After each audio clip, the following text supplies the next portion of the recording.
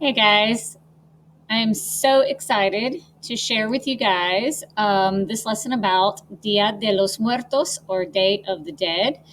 And just to show you that this is so much more than what most people think Day of the Dead is, that it's not Mexican Halloween at all, that it is so much more than that. And I hope that you guys get a really good understanding of the meaning behind this celebration. So, you are taking notes on the Day of the Dead, Dia de los Muertos note sheet that I provided for you guys. It will follow this PowerPoint to a T. It goes in order, word for word. So, all right, let's get started. You're filling in the blanks here, guys. So, more than 500 years ago, when the Spanish conquistadores land in what is now Mexico, they encountered natives practicing a ritual that seemed to mock death. So, mock doesn't mean make fun of death, it actually means imitate death. Their ritual seemed to imitate death, and it kind of freaked out the Spanish conquistadors. It was a ritual that indigenous people had been practicing at least 3,000 years, a ritual the Spaniards would try unsuccessfully to eradicate or to get rid of. It is known today as Dia de los Muertos or Day of the Dead.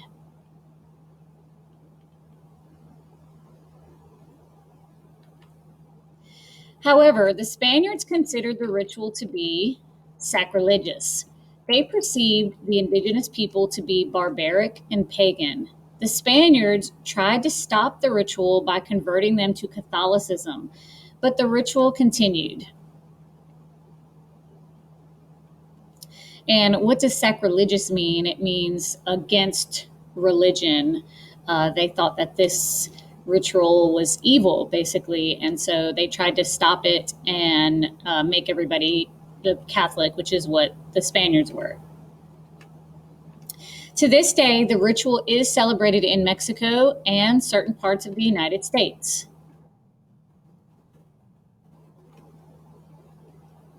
Although the ritual has since been merged with Catholic theology, it still maintains the basic principles of the Aztec ritual, such as the use of skulls.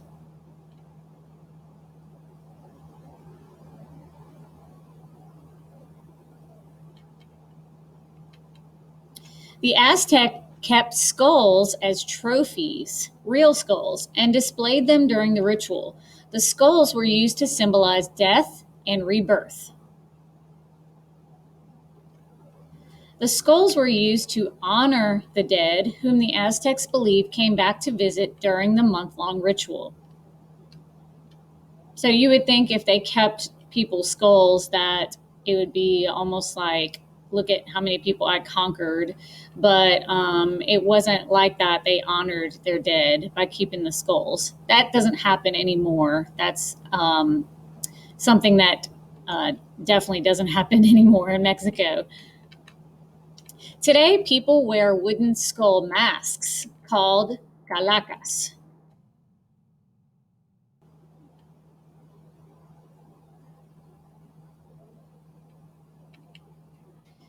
Sugar skulls, sometimes made with the names of the dead person on the forehead, are eaten by a relative or friend.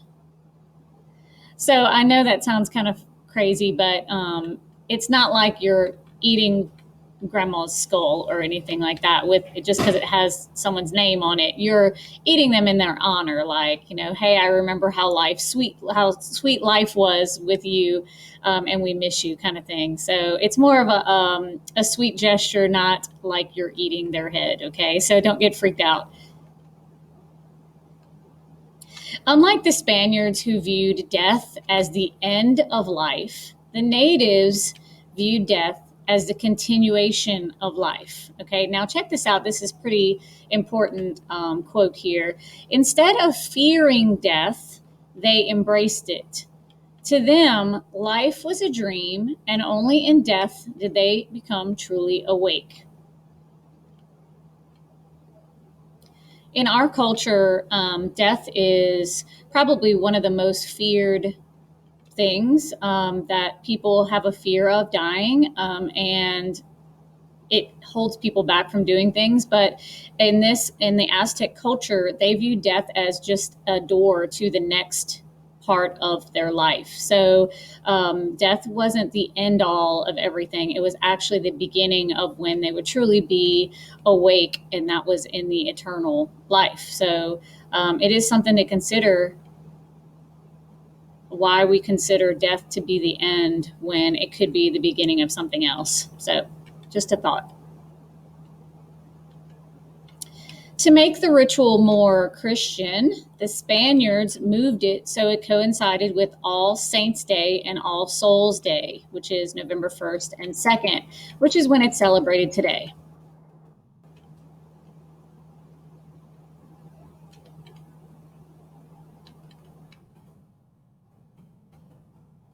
It's celebrated differently depending on where you go. In parts of Mexico, people visit the cemetery where their loved ones are buried. They decorate grave sites with marigold flowers and candles. Marigolds are the orangey, yellowy flower there in the picture around the skull, and they are a very important part of the celebration. You'll see them everywhere, which is why in the movie Coco and in the movie Book of Life, which are the two movies that we show for Day of the Dead, alternating years, you'll see the marigold petals throughout. They bring toys for dead children and bottles of tequila to adults. Basically, whatever was their favorite items. So, if your favorite item was a Coke slushy or your phone or some pair of shoes, they would put that by your gravesite to remember you, to honor you. Ay, ay, ay. The people sit on picnic blankets next to grave sites and eat the favorite food of their loved ones. So hopefully their favorite food wasn't gross to you, but basically, like if your favorite food was lasagna, they would cook it and they would be like, hey, I'm just remembering you and what you loved, and we're almost like sharing a meal with them again. And they just would, and it is kind of sad, but it is also people talk about memories that they have. Hey, remember the time that he did this or she did that, and laugh and cry, and it's just kind of just a time to remember. In Guadalupe, the people spend the day in the cemetery. The graves are decorated beautifully by the people. You can see in this picture here, there's petals that form a picture. So it's just artwork with flower petals. It's beautiful. Some families build altars in their homes, dedicating them to the dead. So an altar just basically is a table or just shelves or even like this one looks like steps, where they decorate it and cover it, lots of flowers, candles, food, and things to remember their loved ones. They surround these altars with flowers, food, and pictures of the deceased. They light candles and place them next to the altar.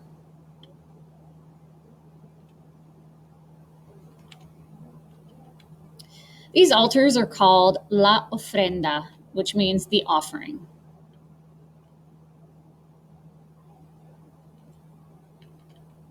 Here's a quote that someone said that celebrates Day of the Dead. It says, "We honor them by transforming the room into an altar. We offer incense, flowers, play their favorite music, make their favorite food."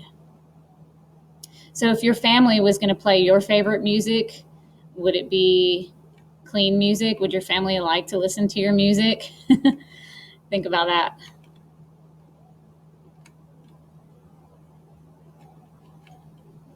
Women spend days working armloads of flowers into breathtakingly elaborate installations. So there's tremendous pride. And here's a quote from a tourist who went to Day of the Dead. They said, Americans have no idea of how overwhelmingly beautiful this is, one visitor said.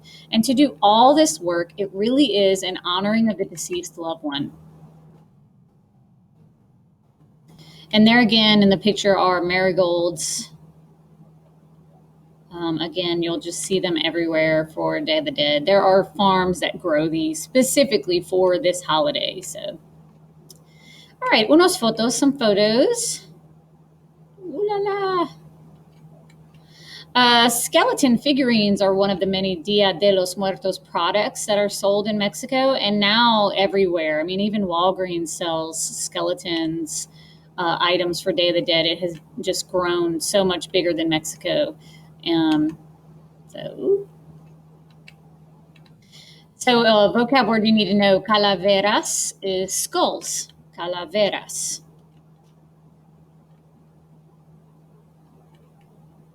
Sweet bread of the dead, or pan de muerto, is one of the constants during the celebration. It's kind of like a donut minus the drippy icing. So, or maybe Hawaiian bread would be a closer similar bread. It's like a sweet bread or brioche, if you've ever had brioche. And it is delicious and it is everywhere so, for the celebration.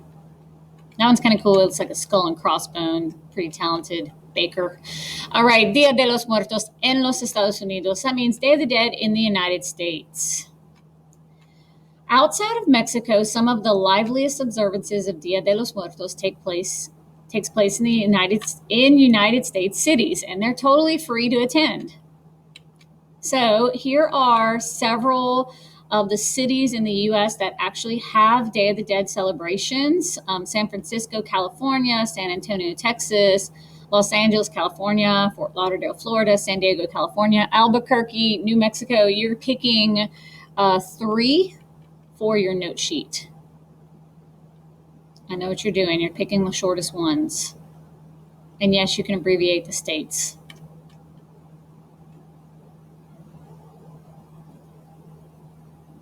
So what happens in these cities during these celebrations? I think it's pretty cool. I was reading about them, and I've never actually been to one in the United States, but I'd like to go. It says on one of the websites, it says that the general public is invited to bring flowers, candles, and mementos of loved ones to place on ofrendas decorated with Mexican folk art.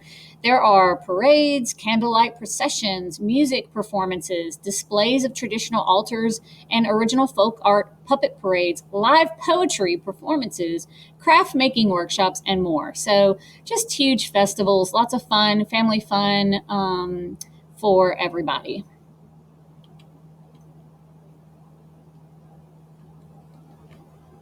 So, and that's it for our lesson. I hope you enjoyed that, and I hope that you have a newfound respect for Dia de los Muertos. And now you can tell your friends that it's not just Mexican Halloween, that it's so much more.